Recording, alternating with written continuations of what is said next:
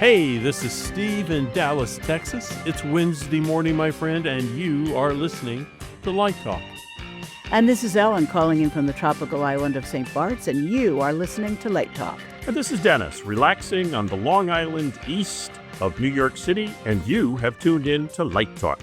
And this is David coming to you from the magnificent Belmont Shore neighborhood of Long Beach, California. If you don't already know, you are listening to Light Talk, and we are the Lumen Brothers and Sister. That's right, Ellen. Welcome, everyone, to episode 484. First of all, happy 4th of July to everyone. I don't know what you guys did on 4th of July, but we got out of town because we had one of those flash mobs in our neighborhood. You guys know what's going on around here? I mean, even in Newport Beach. I played a gig in Newport Beach, which is like the most expensive real estate in the country. And all of a sudden, thousands of high school kids descended on the beaches and completely took over. It was really sad. And they brought the mounted police force in. You remember this, Ellen, from New York? My dad, by the way, was a mounted policeman in New York City. They'll have them in New York. So I played the gig and we got out of town, and then we went up to Redondo Beach to a friend's house, and we had 4th of July there where it was away from the coast. So it was nice. But yeah, it was crazy here. How were things in Dallas, Steve? I mean, were things crazy? Was there a big rodeo? No, but the burning question on my mind is down there in the tropical paradise of St. Bart's, are you being inundated with seaweed right now the way Florida is? Yes, it's all over every beach. Wow. What's that from? Well, it's from deforestation in the Amazon mostly, and all kinds of pollution. And there used to be a place called Sargasso Sea, where the sargassum sort of congregated in the middle of the Atlantic Ocean. And it wasn't bad because it sort of provides a habitat for juvenile fish and turtles and different kinds of things that can live in this environment. But when it comes up on the beach, it just smells really bad. And obviously it disfigures the beach, and the hotels and restaurants don't want it. And this island is just spending millions of euros collecting it and trying to figure out what to do with it. It's like a great natural resource that nobody knows what to do with. Well, if you believe the scientists, and who believes them, it is the 2-degree increase of the temperature of the ocean. And that seaweed is now stretching from Africa into the Gulf of Mexico. That 2 degrees was like the smorgasbord for seaweed. It like, yay, we can reproduce and populate and go everywhere now. I saw Miami's being inundated with it right now. You can just see it. And the boats are having trouble because, like, if you go out in a small fishing boat, you don't want your motors all tangled up Your in it. Your propeller get wrapped up in it. Yeah, it's terrible. That's bad news. That's a real problem. You didn't have too much excitement on July 4th then. Ellen and I can't talk too much about it because we're under strict NDAs, but Ellen was my +1 at a wedding in New York, in Midtown Manhattan. Madison Square Garden. We're not allowed to talk about it. I thought you were vandalizing stuff in D.C. All I know is that shows you where your politics really are, because you are hanging out right there in the middle of the most ostentatious bullshit you've ever seen in your life, in the middle of Madison Square Garden to have a wedding, right? I mean, come on. You are just bitter. You are bitter because Taylor Swift invited 1,000 of her most trusted friends. And you just don't want to acknowledge that you're not one of them. 1,000? The place holds like 22,000 people. Why Madison Square Garden? You know, it's the only reason. It's sort of like, I don't know if you've watched Hacks, that great... it's wonderful. Just wonderful. But she wants to do her big swan song concert at Madison Square Garden. Why? Because it's important. She's going to have a renaissance, a rebirth of her career. I give that marriage 4 months. No, my no. God. I give that marriage 4 months. That's it. She can no longer write songs about boyfriends who have spurned her. Now she's going to write songs about being an overworked mother. I think they're the real deal. I do too. So another marriage that I, didn't really think was going to last was, country singer Blake Shelton and Gwen Stefani. Talk about opposites attract. And there you have it. How about Joe DiMaggio and Marilyn Monroe? How about? Yeah, how long did that last? How about Heidi Klum and Seal? This is just like moving lights. People said moving lights won't last, but no, That's right. they've been here since the 80s. And they said podcasts won't last. And this one's in its 10th year. Yes, that's right, Bobby Hale. We're still here. Yeah, screw you, Bobby Hale. You were a doubter, and we proved you wrong. I have to apologize to the audience for winding David up so early. You better stick through the show, folks, because who knows what he's liable to say. All right, so let's get on to some important news. What's the news? Big news. You bought a yacht? After 10 years, we finally are on Instagram. What is that? I want to thank my lovely wife's son, who walked me through the whole thing and actually got it up and working. The question is, will I remember any of it? So anyway, if you want to find us on Instagram, all you have to do is type in @LightTalkPodcast. That is our Instagram address, @LightTalkPodcast. There, I don't know where you're find, but you can link to our shows and other things that we're going to put stuff around, have both the Facebook group page going and the Instagram page going. And it just gives me more shit to do. Well, there you go. So there you go. Ellen, you have some news. I do. There's a new Kickstarter project for the updated version of Max Keller's book, Light Fantastic, which is described as a tribute to the art, creativity, and technology of stage lighting. Original book by Max Keller, updated by photographer Ralph Lerman, with contributions from many prominent lighting designers. For more than 4 decades, this book has inspired lighting professionals around the world. Together, this is from Ralph, are now bringing this legendary publication back in a completely revised and expanded edition.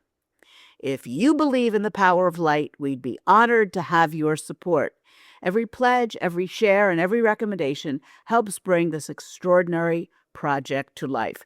So if you go to Kickstarter under projects, it's called Light Fantastic Book, and you can get it in many different configurations. And you pledge now, and you get the book, I guess, when they reach their goal. Nice. So that's very exciting. I'm going to make my pledge today.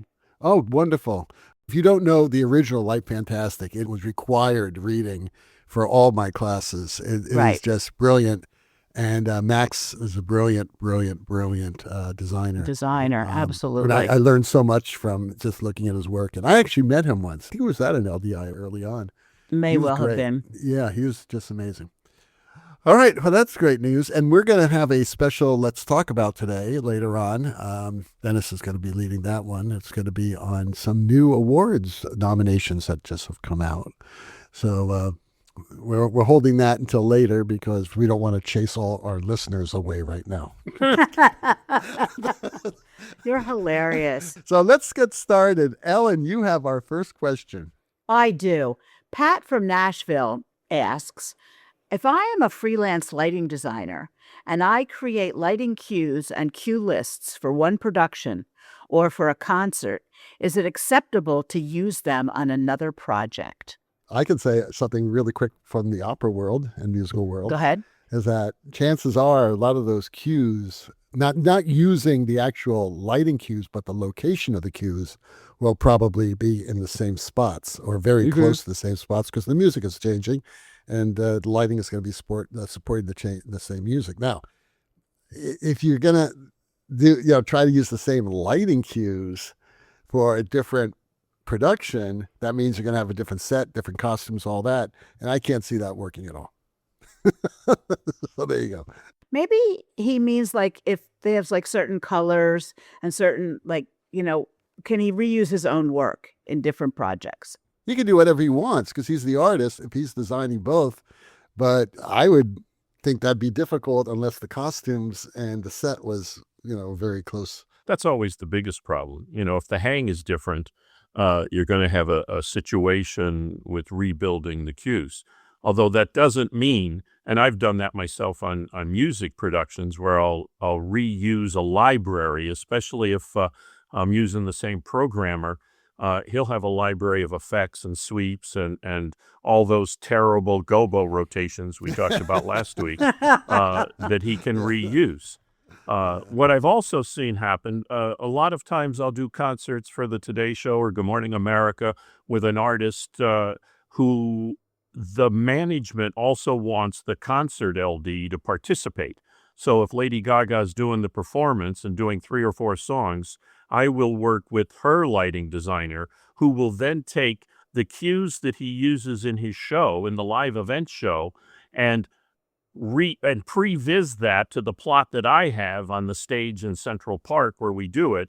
And basically, he'll run the cues based on what she's used to seeing around her on the show. Even though the plot is somewhat different, he can utilize his cues on my plot so that she, whoever the artist is, has something similar that they're used to when they're tour. That makes sense, especially if she's wearing the same costume. Yeah. Right. And it's also easier. A lot of times I'm asked to redesign a show from scratch, and I don't mind doing that, but I always feel it's important for the artist to be comfortable when they're doing something as part of their tour, but it's for a televised production on a different stage. They're more comfortable if they're surrounded by the same lighting and lighting cues that they're used to. So I will usually reach out to the show lighting designer and say, hey, want to come and play with us? And they already have all their cues built. It's not uncommon, as a matter of fact, and it's happened with several artists. Usher comes to mind, where the show LD actually brought his own Grand MA that was loaded with his cues and just plugged it into our rep plot and ran with it. So Dennis has the next question. Anyway, this is a question follow-up from our friend Chris from Chicago, who writes back again this week. Chris says, thank you for the great advice you provided to my question about what to discuss with the director at our initial meeting. I'd like to ask 2 other questions. I was actually surprised by David Jacques' comment that he's worked with over 70 directors during his career. How is it possible for a lighting designer to work with that many directors? Have you and Steve been associated with that many as well? Again, I thank the Lumens for all the great advice you provide. Well, that's very nice. It's interesting. I thought about that myself, and I thought, I probably worked with 70 directors. And then I thought in 50 years, I have probably worked with over 500 directors. In my early years, I did soap operas. I did 6 or 7 different soap operas. And each soap opera had 5 directors that did Monday, Tuesday, Wednesday, Thursday, Friday, and then they alternated weeks. So right off the bat, just on soaps, I probably worked with 40 or 50 directors, including the alternates and the sick people and all that. But when you do an affiliate television broadcast station for one of the networks, they have a director that does every show. So you have the 4 a.m. to 6 a.m. show, you have the 7 a.m. to 9 a.m. show, you have the noon show, you have the 5 o'clock show, the 6 o'clock show, the 11 o'clock show, the common news broadcasts that go on at all the studios around the country. And so each one of those affiliates has 6, 7 directors, and I've probably done 50 affiliates around the country. And then tack that on to, just various shows. As everyone knows, I've been in and out of Good Morning America since 1980. And since the very first director, Jan Rifkinson, there's been 6 or 7 other directors who've come and gone, and then the relief directors. So it's not hard at all to stack up a lot of directors if you travel around and work around the world at sites where the directors do their jobs. One of the most important things, though, and even with myself now, much like our friend Dave Grill said, he's worked with a lot of directors, but now he's thrilled that he only works with 3 or 4 directors, and he's able to choose the people he likes to work with. And David Jock said the same exact thing. And I tossed that out there myself, that you get to the point where, you work with a lot of directors, and a lot of times it's not because they ask for you, but because you go to a job that's where they are. If you're a theatrical designer who does a lot of the regional theaters and Lort B's and C's around the country, you'll be going to places where there's a staff or a house director. So if you do 20 regional theaters in a couple of years, you'll have 20 different directors. So in answer to your question, Chris, it's not hard to pile up a litany of directors to work with. Maybe he just didn't know how old you guys are. That was what I was going to say. He has no idea that I am 70 years old, right? Not for another week, my friend. Not for another No, week. no, I'll be 71 in a week, my friend. Oh, really? Oh, That man. being said, I started working as a professional lighting designer when I was 18. Okay, I'm not talking about school, okay? Yes, we all work with a lot of directors in school and that sort of thing. But at 18 years old, I started to work professionally as a paid lighting designer, and I did summer stock, a lot of summer stock that I did schools during the 9 months of school, and then during the 3 months of the summer, I would work on 5 summer stock shows. And all those would have different directors. That's 5 directors a year, right? And I did summer stock pretty much every year until about 6 years ago. So you can just count the number of directors just doing summer stock. I worked at, Central City for like 20 years. I worked in Chautauqua for like 10 years. Several Shakespeare festivals where we did 3 or 4 shows a season, all different directors. Some would repeat and some are good friends of mine, but that's how you end up working with 70 directors. But then again, Right. David, in 50 plus years, you've worked with more than 70 directors. Like I said last week, I counted like 67 on my Vita, and that was like 10, 12 years ago where last time I actually counted directors, and I've worked on many since then.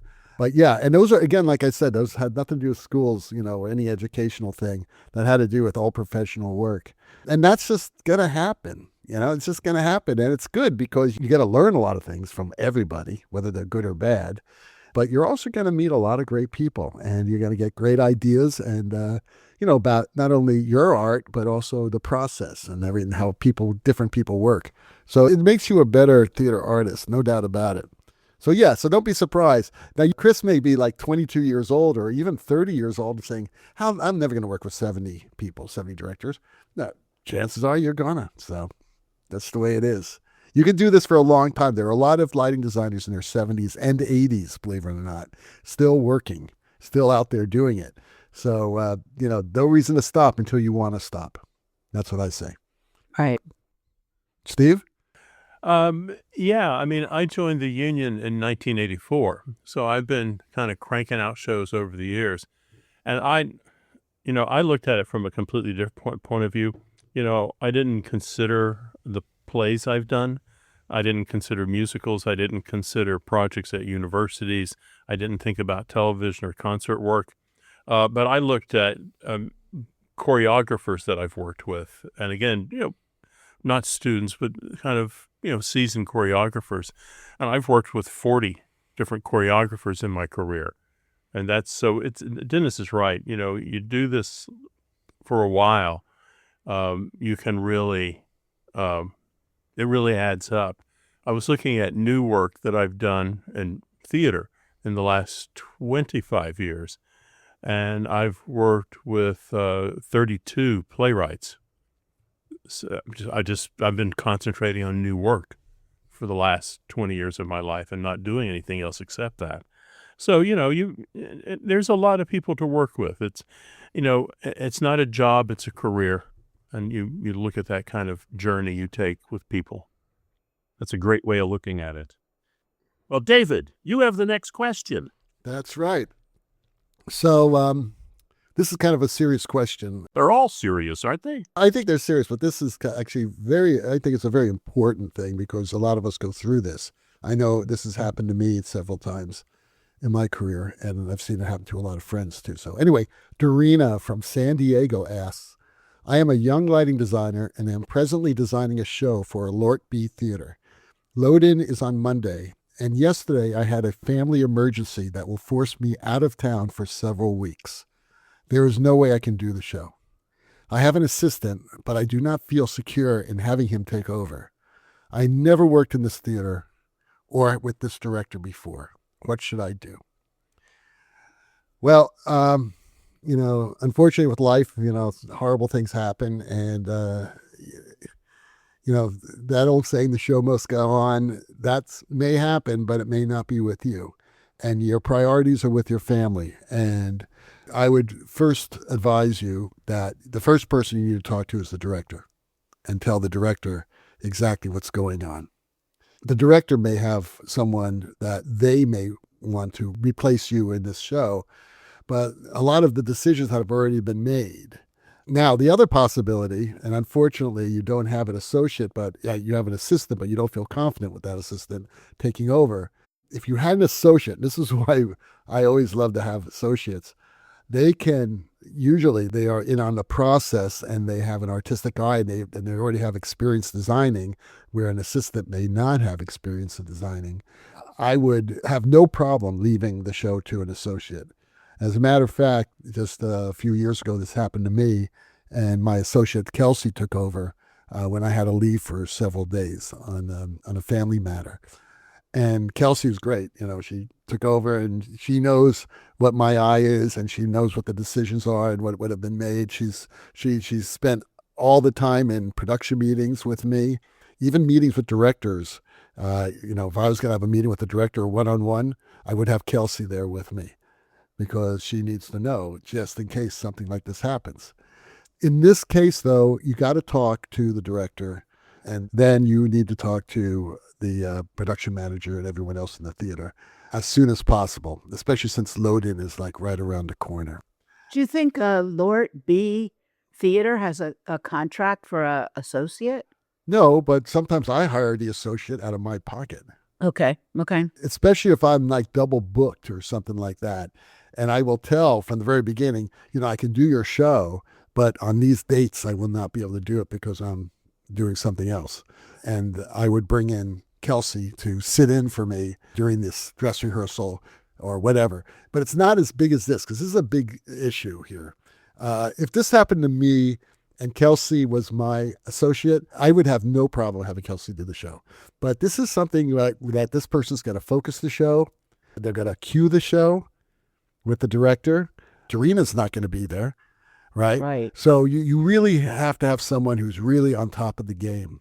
And it's not a good way to start out with this director in this theater either. It is horrible. And I don't know which theater this is, but we only hope that the people who run the theater and the director are understanding enough to be able to deal with this and to deal with it the right way. Because, a lot of this stuff happens to them too, Right. I know directors have had emergencies. So, David, what happens financially when, you've started the show and you've taken your fee and you can't finish the show and may have to bring in someone else? If it's an associate, I would pay the associate. If it's someone else, then what I would do in a situation like that is I've gotten 1/3 of my fee, or maybe even 2/3 of my fee by that time. If the show's loading in, then you've gotten 2/3 of your fee. That other designer would get at least 1/3 of the fee. But since the rubber meets the road when you're in the theater with the director, I would give them half the fee. I would definitely do that. I would definitely at least split it in half. And they go by your design or they redesign? Well, it's too late to redesign because Yeah. the light plot's been designed. Right. All the Right. decisions have been made. All the Right. meetings happen. You Right. already have a cue list. You know where the cue's going, what's going to happen in the cues. This is why, I have no problems with somebody like Kelsey doing that, because she's really smart and she understands the process, and she's worked with me for 5 or 6 years. So she knows what I like. So that's easy. But in this case, in Darina's case, this may be somebody she doesn't even know.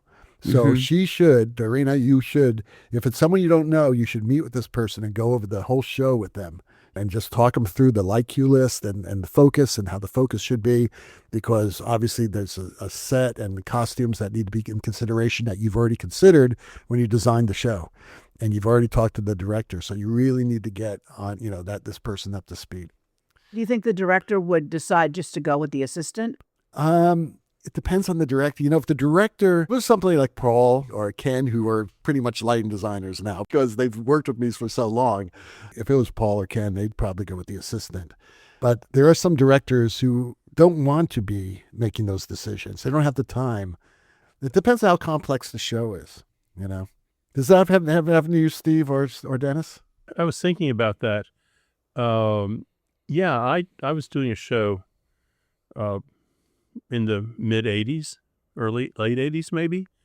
And this was before everyone had a cell phone. You had that kind of walkie-talkie thing that's in your car. And I was at Third Tech, and 2 policemen walked in and, said, "Your father has died." Oh. And the director immediately said, "Leave. Don't worry. Don't worry about anything."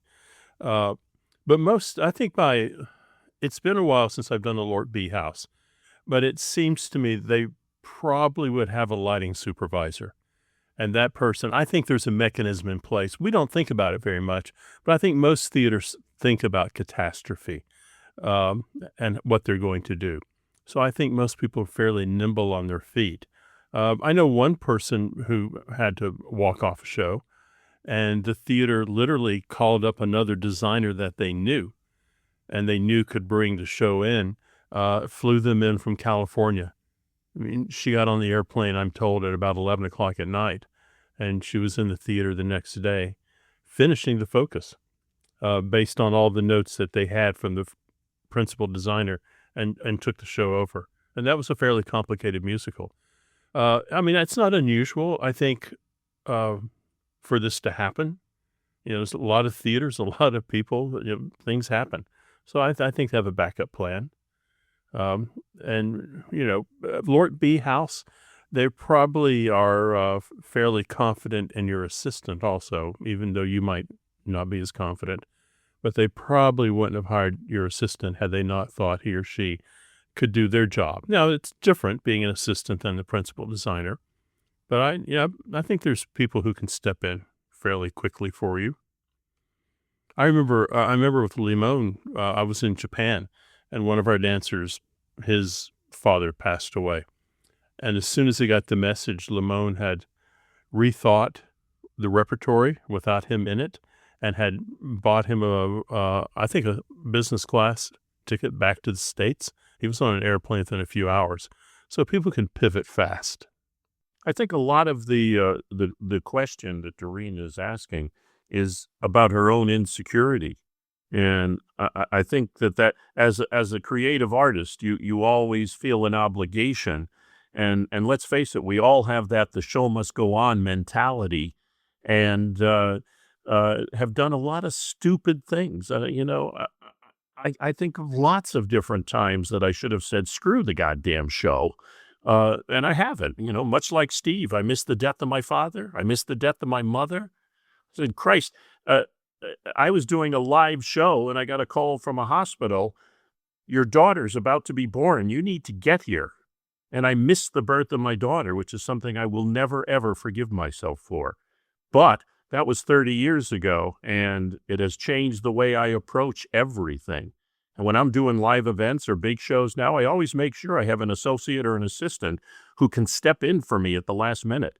And it's at least a half a dozen times where that's happened, and I've had to, leave the show and turn it over to somebody else. Granted, I don't necessarily feel happy about it, but much like Dorina, who did not feel secure having the assistant do it, sometimes you really have to put yourself and your personal issues ahead of the show, and that's just the nature of it. Or you won't be happy with yourself years later.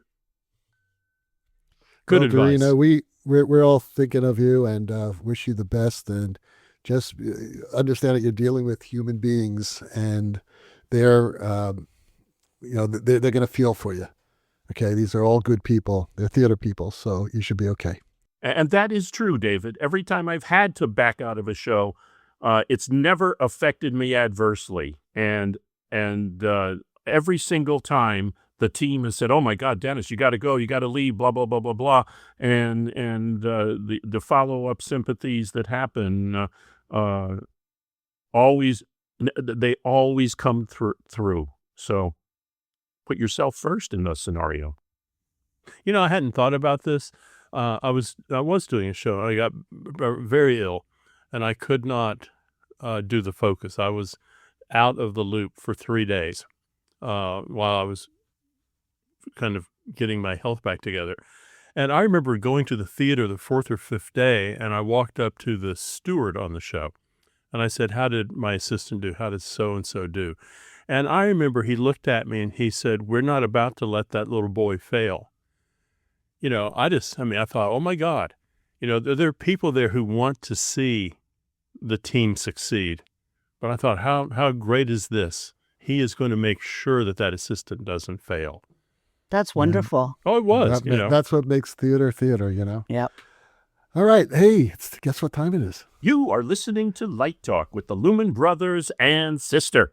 And today's episode is sponsored by our official legal team, the Snoot Group. I'm Snoot, and somebody somewhere is about to have a very disappointing afternoon. Did the director tell you, let's try something completely different? Can we try hanging all the downstage lights upstage and the upstage lights downstage? Did a programmer say, the last time I worked with a designer like you, I was in grammar school? Or did a manufacturer describe a new product as revolutionary and then release version 2 3 weeks later? Interesting. Very interesting. At the Snoot Group, we don't chase ambulances. That's amateur hour. We live on severely punishing anyone who screws with our clients. Last week alone, we filed legal action against a fog machine for withholding visibility, a cheap lighting controller labeled almost AI, and a stage manager who said this should only take 5 minutes. 5 minutes? Sir, you just activated my legal response team. Other firms ask, do you have a case? At the Snoot Group, we ask, do you have a pulse? Because if something happens, someone probably owes you something. We've filed and won complaints against Bad Stagehand Coffee, a stoned follow spot operator from 1984, and one particularly judgmental critic from the New York Times. We are presently litigating against some bozo foreign lighting company who is trying to steal the patent to Drone Focus Deluxe. The nerve of them screwing with my husband. Only I get to do that. And we're currently billing 6 different people for just listening to this commercial. Possibly you, Dennis. So if someone has inconvenienced you, annoyed you, underestimated you, or used the phrase thoughts and prayers instead of paying your fee, call the Snoot Group. We're not happy until everyone is extremely nervous. Keep my number. You never know when you're going to need the thrill of revenge coupled with the agony of defeat. And remember our corporate motto, don't f*** with Snoot. This has been a message from the Snoot Group, the proud legal counsel to Light Talk with the Lumen Brothers and Sister. That was terribly disturbing. Snoot, I have a question. Can All I... right, Snoot, there's a question coming for you, honey. Snoot! Wait, Legal action. Okay, so I just heard what you said, Snoot, and I found that terribly disturbing. Can I hire the Snoot Group to sue itself for causing me mental agony? watch it, Steve. Don't push your luck. Have you heard from Stan K lately? What happened to Watson, Beam, and Leitner? They weren't part of the Snoot Group, were they? Watson, Well, they're Beam? not anymore. Slackers. She sued them all out of oblivion. Thank you, Snoot. Go back to the office. Take care of them. All right. She's working on some things. She's working on something against Stan K right now. I don't know if you know about that. Uh-oh. Well, no, what happened was that PETA has really, gone ahead with charging him with the, the way he kept the light talk iguanas. Those iguanas? Yeah. No, they're not suing the iguanas. It's Stan is in trouble. Uh-oh. They weren't protected during the last hurricane. They were out and they crossbred with some sort of weird fish from the Everglades. It's just some really bad stuff going on. So it's changing the whole ecosystem of South Florida. Maybe the iguanas need a lawyer. Yeah, really. Well, exactly. This show's gone off the rails. And now, back to Light Talk.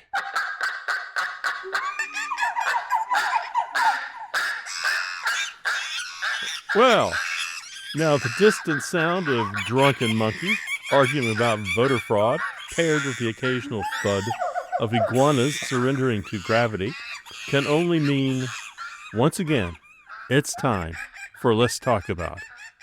And Dennis, what is today's Let's Talk About topic? Well, just because I like pissing off David Jacques so much, I wanted to talk about awards and the Emmys and things that he always hates talking about. And that's only because this afternoon, the Primetime Emmy nominations went out. So those who are listening, it was actually last week, since this show posts a week later. I'm not going to get into all the design awards. There's just so many names, but I do want to give some credit to the lighting designers and some of the production designers, some of whom have been on this show. The Primetime Emmy for Outstanding Production Design for a Variety Special, the nominees were for the Apple Super Bowl halftime show starring Bad Bunny, which was designed by our Light Talk friend Bruce Rogers. Other nominees were for the 68th Annual Grammy Awards, also for The Muppet Show, also for the Oscars, and also for the 78th Annual Tony Awards. The production design for the variety and reality series shows were Jimmy Kimmel Live, Late Show with Stephen Colbert, RuPaul's Drag Race, Saturday Night Live, and The Traitors, a Black Banquet. I'm not going to take the time to list all the production designers, but I would like to talk about the lighting designers who've been nominated.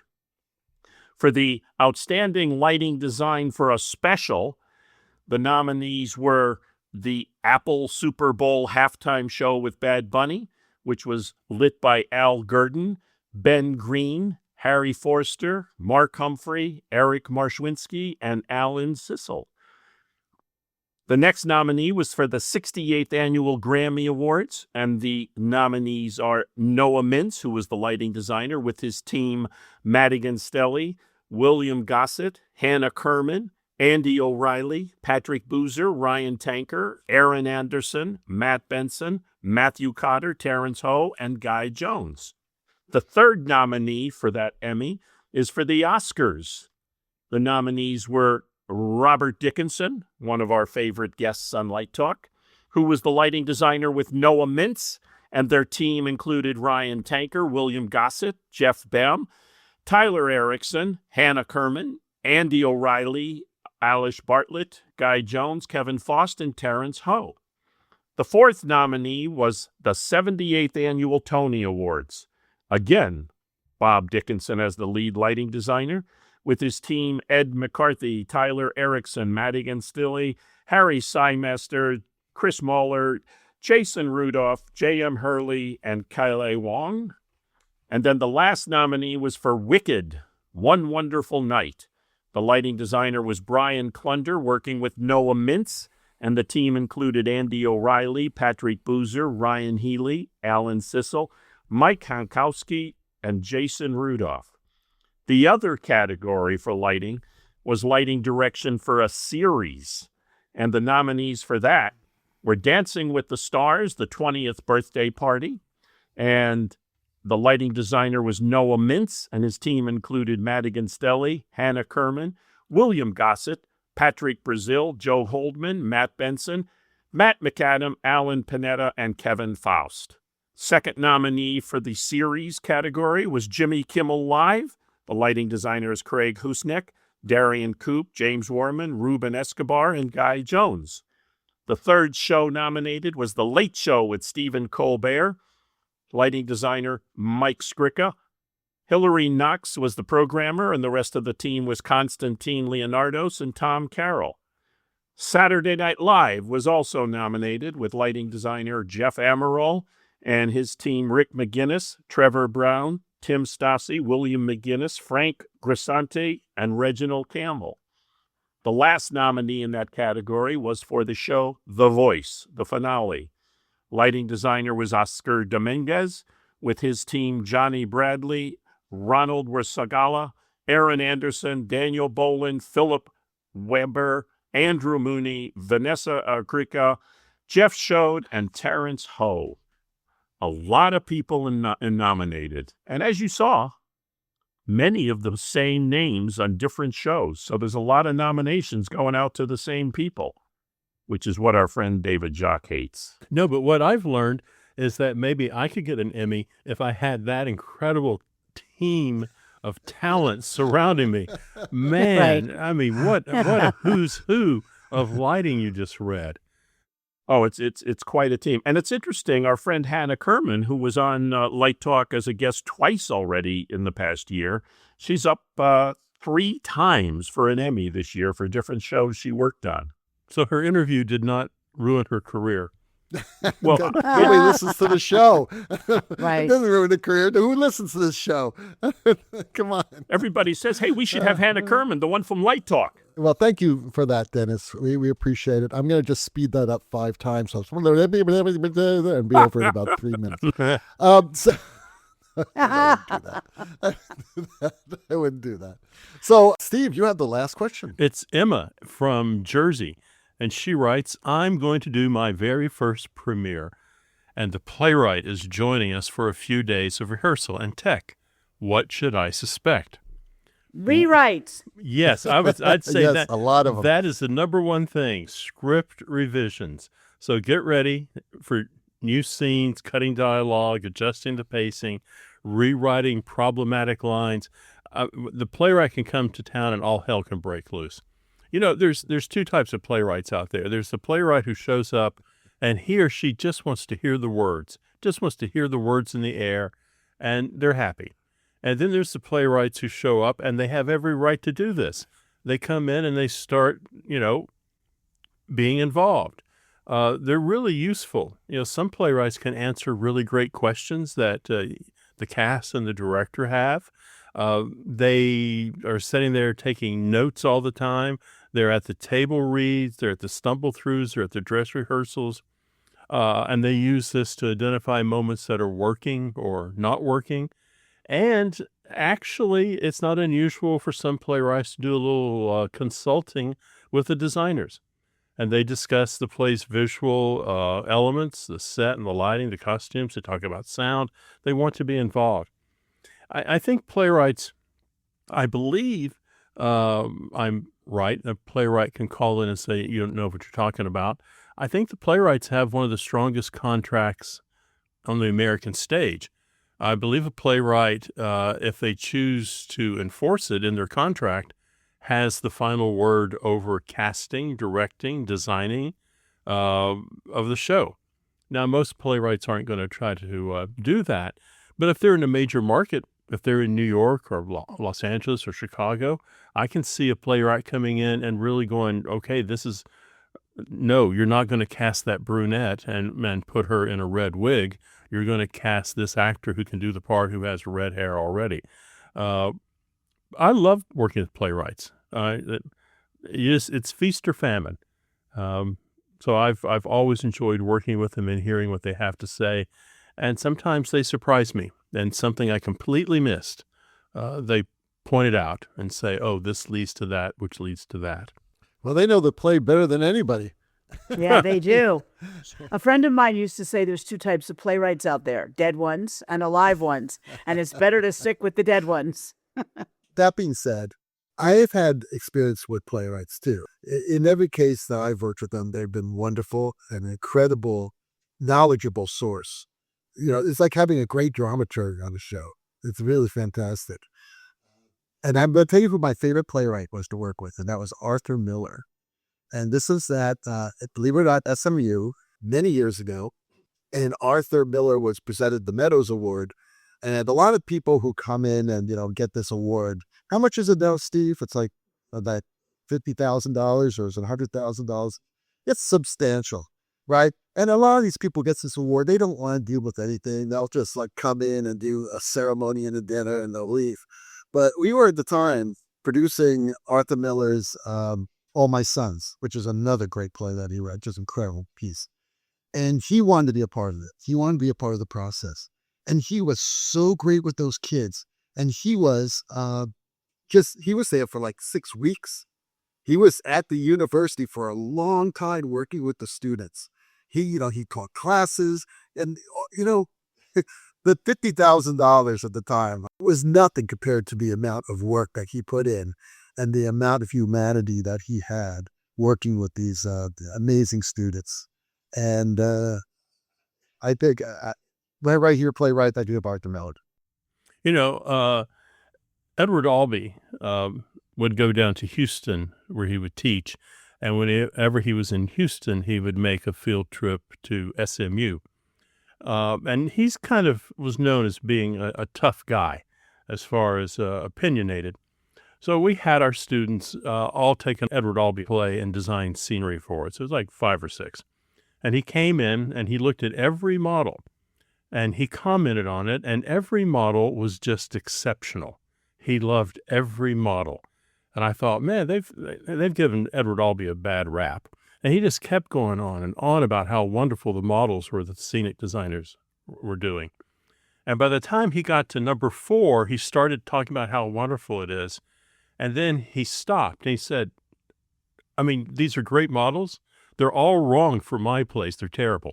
But there's such good scenery for something else. Oh no, that's terrible! You crushed that impression he made on you, Steve. That's terrible. I think he was one of the funnest people we have ever had on campus. A sense of humor and just and very kind to the students. But I'll never forget that. I have one question, David. And please be honest, going back to our earlier wedding conversation. When you were working with Arthur Miller, did he give you the lowdown on Marilyn Monroe? Oh, yeah. I signed an NDA looking at those. Oh, I know. I signed an NDA, so I can't talk about that. I can't. Yeah, it's a shame. By the way, I wanted to mention something, Dennis, before the end of the show. I saw those pictures that you sent from the roof. You're up on the roof somewhere, burning up. I mean, you were wearing black. What the hell was that all about? Did you climb up the Empire State Building? Was that you up there? What the hell was that going on? Where were you? Why were you there? The ABC, well, Disney actually, did 24 hours of broadcasting celebrating the 250th anniversary of the country.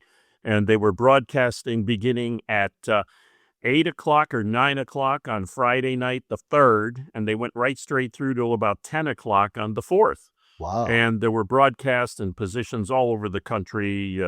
One of the big 1-hour segments on Friday was from the Statue of Liberty with Brandy Carlisle singing.